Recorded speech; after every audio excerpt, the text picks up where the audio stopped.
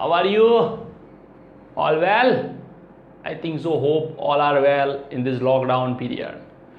Now, let's go to the second chapter. And another lecture of the second chapter is based on the length.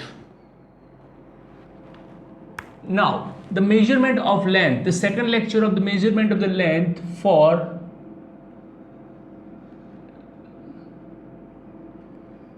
large distance. Large distance मतलब कितना, बहुत ज़्यादा अगर distance हो, suppose अगर हम यहाँ पे बैठे हैं अर्थ पे और मून तक का मुझे डिस्टेंस फाइंड करना हो तो कैसे फाइंड करेंगे? ठीक है, उसके लिए हमें पैरालैक्स मेथड यूज करनी पड़ती है। Parallax method, what is parallax method? तो चलो सबसे पहले आप एक काम करो, सब कुछ रख दो, नोट पेन जो भी है सब रख दो, ठीक है? आ जाओ मेरे साथ। एक उंगली ऐसे करो, ठीक है? कोई एक आंख बंद करो और उंगली के पीछे दूसरी उंगली अरेंज करो। फिर से देखो, एक उंगली यहाँ पे, एक आंख बंद करो, दूसरी उंगली उसके पीछे अरेंज करो, ठीक है? दोनों उंगलियों को एक ही लाइन में आने दो, एक ही लाइन में, लाइक दिस। अब करना क्या है, जो आंख बंद थी अब वो आंख ओपन करो और जो खुली आंख थी उसे बंद करो, लाइक दिस। तो आप देखो कि आपकी जो दोनों उंगलियां एक ही लाइन में थी वो सेपरेट हो गई।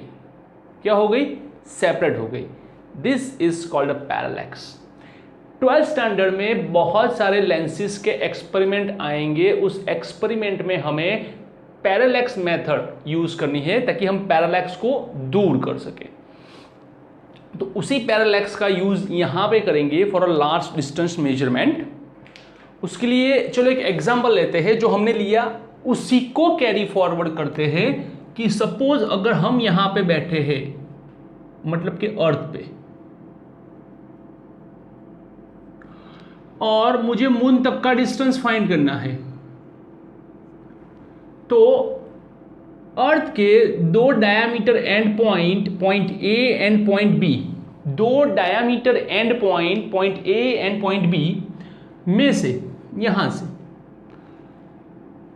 ये डिस्टेंस और यहां से ये डिस्टेंस मेजर करो। अर्थ का diameter small b, distance between earth and the moon average distance is capital D. तो याद रखो, ये जो ए, जो बी और ये यहां पे जो डिस्टेंस है वो पैरालैक्स बहुत ही लॉन्ग डिस्टेंस है, तो ये भी डिस्टेंस आपका कॉमन हो जाएगा, डी, डी और डी। क्योंकि जब डिस्टेंस छोटा होता है तो सपोज यहाँ पे थोड़े चेंजेस मिलते हैं, लेकिन डिस्टेंस जब लार्ज हो जाता है तो मोस्टली ये तीनों के तीनों डिस्टेंस अप्रॉक्सीमेटली आपको सेम मिलते हैं। ओके, अब देखो यहाँ पे एक एंगल बनेगा, suppose it's called theta. Okay, this is called theta angle. Now what is theta? तो एंगल ऑलवेज इन रेडियन। अब ये रेडियन क्या है? तो रेडियन अभी याद रखो, क्योंकि एंगल पे मैं पूरा एक और लेक्चर बनाने वाला हूं जिसमें सिर्फ आपको एंगल ही समझ आएंगे। उसमें हम डिग्री से रेडियन, रेडियन से डिग्री की प्रैक्टिस करेंगे, बहुत सारे न्यूमेरिकल की। एंगल मुझे ऑलवेज रेडियन में चाहिए। रेडियन क्या है मैं आपको अभी थोड़ा ब्रीफली एक्सप्लेन करता हूँ कि आपने 9th 10th में एडिशन ऑफ द एंगल्स किया है, सब्सट्रैक्शन ऑफ द एंगल्स किया है, लेकिन क्या आपने कभी एंगल का मल्टीप्लिकेशन किया है? क्या डिवीजन किया है? नहीं किया है। क्यों नहीं किया है? क्योंकि आप जो एंगल यूज करते हो उसका यूनिट होता है डिग्री, और डिग्री एक ग्लोबल यूनिट नहीं है। डिग्री एक ज्योमेट्री यूनिट है, सिर्फ मैथमेटिक्स के लिए यूज होता है।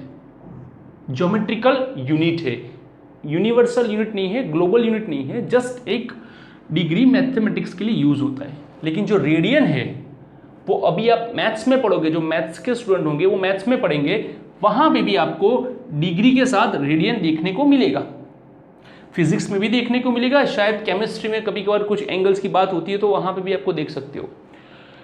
रेडियन जो है वो यूनिवर्सल एंगल है और साथ में वो ग्लोबल एंगल भी है, ताकि हम उसे कहीं पे भी यूज कर सकते हैं। ओके, चलो अब हम लोग फॉर्मूला अप्लाई करते हैं। कौन सा फॉर्मूला? तो ये देखो, ये एक ट्रायंगल है, ये उसका सेंटर है, ये उसकी रेडियस है, ये दूसरी रेडियस है, और ये जो है उसे हम लोग क्या कहते हैं? आर्क। क्या कहते हैं? आर्क। ओके, उसके साथ साथ ये आपका एंगल थीटा है। क्या है? एंगल थीटा है। तो आर्क इज इक्वल्स टू, अब देखो ध्यान से, ये इतना है, ठीक है, ये देखो। अब मैं ये कहता हूं कि भाई आर्क कितना है, तो ये इतना आर्क है और ये एंगल है। ध्यान से देखो, एंगल इंक्रीज होता है तो आर्क भी इंक्रीज होगी, ये इंक्रीज हुई, ये इंक्रीज हुई, ये इंक्रीज हुई। एंगल अगर डिक्रीज होता है तो आर्क भी डिक्रीज होगा, ये देखो, ठीक है। तो arc depends upon the angle, तो arc is equals to radius into angle. तो हियर आर्क इज व्हाट? तो जनरली आप ये बोलोगे कि सर ये आर्क है, हाँ वो या आर्क है, लेकिन उतना ज़्यादा कर्वेचर फॉर्म यूज़ नहीं करते हैं। दूसरी बात, ये अर्थ के लिए है तो हम आर्क नहीं यूज़ करेंगे, सीधा ये डिस्टेंस यूज़ करेंगे, ये डिस्टेंस ए बी, और इसे हम लोग ओ बोलते हैं। तो arc A B is equals to this O B, या तो फिर आप ओ ए भी ले सकते हो, into angle theta. Arc A B it's a b, arc O B it's a D, it's theta. तो ये हो गया आपका डायमीटर। अब मुझे फाइंड क्या करना है? डिस्टेंस फाइंड करना है। तो d is equals to b by theta, and this theta is compulsory in radian form. Okay, ये ऑलवेज रेडियन फॉर्म में होना चाहिए। क्लियर? तो ये है आपकी पैरेलैक्स मेथड। पैरेलैक्स मेथड का यूज अब देखो कि आप पैरेलैक्स मेथड से क्या क्या यूज कर सकते हो। तो उसके यूज में आपका फर्स्ट यूज ये आता है कि आप डिस्टेंस फाइंड कर सकते हो बिटवीन टू लार्ज बॉडीज। ये अर्थ है, ये मून है, उनके बीच का डिस्टेंस अगर मेजर करना है तो कर सकते हो। सेकेंड, अगर मुझे किसी भी प्लेनेट या स्टार का मुझे डायमीटर मेजर करना है, डायमीटर मतलब हम ये बोले कि मुझे डायमेंशन मेजर करना है, तो भी पॉसिबल है। कैसे? सपोज ये देखो, ये आप अर्थ पे हो, ठीक है, ये जुपिटर है, मुझे जुपिटर का डायमीटर मेजर करना है, तो अर्थ के किसी एक पॉइंट पे बैठ जाओ, वहाँ से जुपिटर के ये, वहाँ से ये दो लाइन छोड़ो और ये एंगल मेजर करो, ये डिस्टेंस d, ये डायमीटर b। फॉर्मूला वही होगा, फॉर्मूला आप सेम अप्लाई करोगे, ठीक है, कोई चेंज नहीं है। सिर्फ आपको सब्जेक्ट बनाना है कि मुझे क्या फाइंड करना है, डायमीटर या डिस्टेंस, उस हिसाब से आप फॉर्मूला अप्लाई करोगे। अब देखते हैं, पैरेलैक्स मेथड के साथ साथ हम आगे जाते हैं। तो कुछ ऐसे लेंथ के मेजरमेंट से, जैसे कि कुछ यूनिट्स ऐसे हैं जो कि लेंथ में यूज होते हैं, लार्ज यूनिट्स, जैसे कि एस्ट्रोनॉमिकल,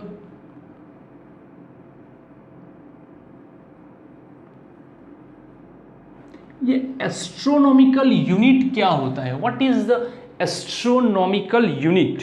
ओके, ये याद करो कि एस्ट्रोनॉमिकल यूनिट क्या होता है। तो ध्यान से देखो, मैं आपको यहाँ पे एक डिटेल में समझाता हूँ कि जैसे कि ये सन है, ठीक है। और हमें पता है कि earth moves around the sun, revolves around the sun. कैसे? तो सबका एक ही आंसर होता है, circular form. Wrong. In electrical form, in electrical form, ये इलेक्ट्रिकल फॉर्म में वो रोटेट करती है लाइक दिस।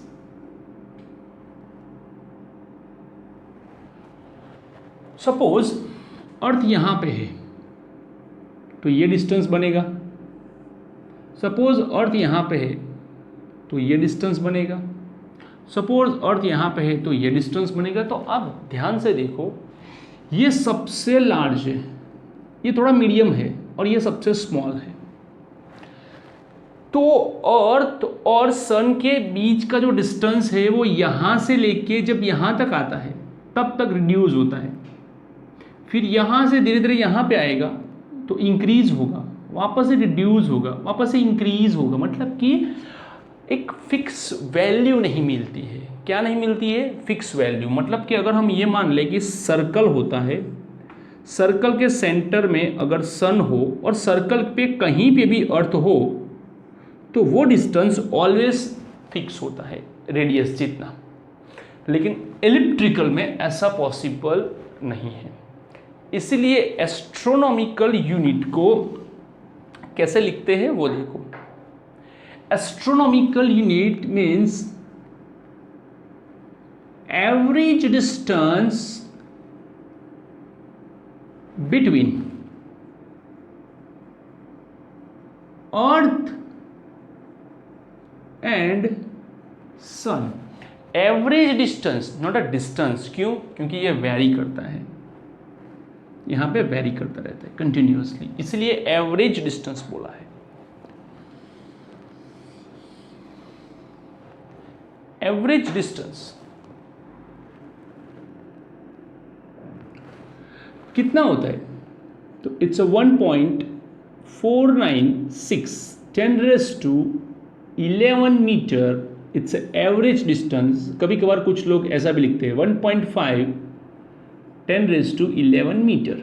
तो वो भी पॉसिबल है कि 1.496 बोलो या 1.5 बोलो, नियरली अराउंड है। ओके, तो ये आपका फर्स्ट हो गया। तो कभी भी आपको पूछे कि भाई एक AU astronomical unit, the value is 1.496 10⁻11 meter, it is 1 AU. Okay, now next is light year. अब आप ध्यान से देखो क्या है ये लाइट ईयर। ईयर मतलब टाइम। तो बहुत सारे स्टूडेंट्स ऐसा बोलते हैं कि भाई light year it's a unit of time. It's completely wrong. Light year is not a unit of time. Okay, तो किसका है? तो सबसे पहले लाइट ईयर की डेफिनेशन देखो कि लाइट ईयर कहना क्या चाहती है। Light year means distance is travelled bye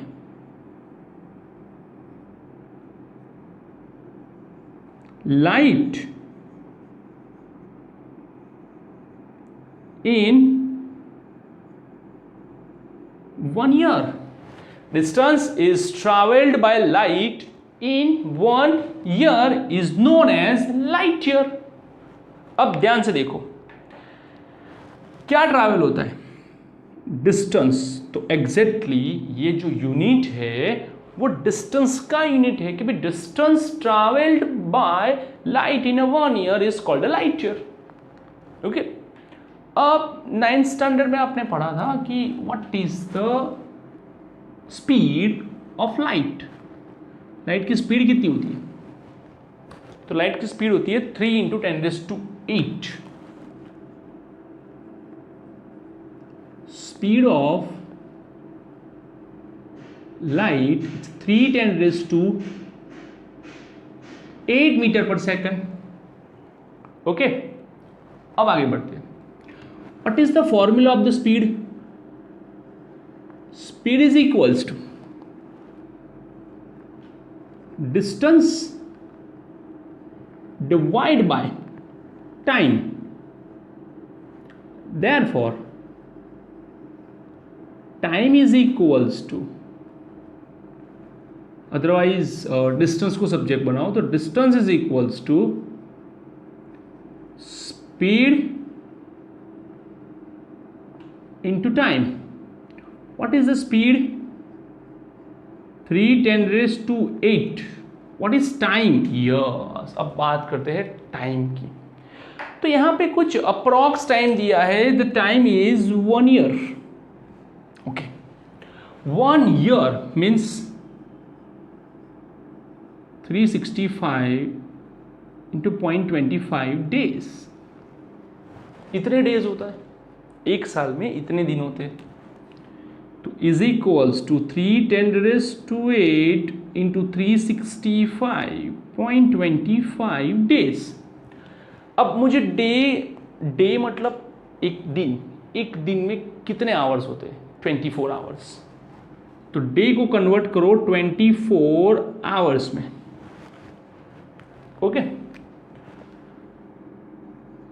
3×10⁸ 365.25 multiply 24। अब आप ये बोलोगे कि सर आवर तो आ गया, तो आवर को कन्वर्ट करो सेकेंड में। क्वेश्चन हुआ आपके दिमाग में, सर ये सेकेंड क्यों पर इतना ज़्यादा कैलकुलेशन क्यों किया?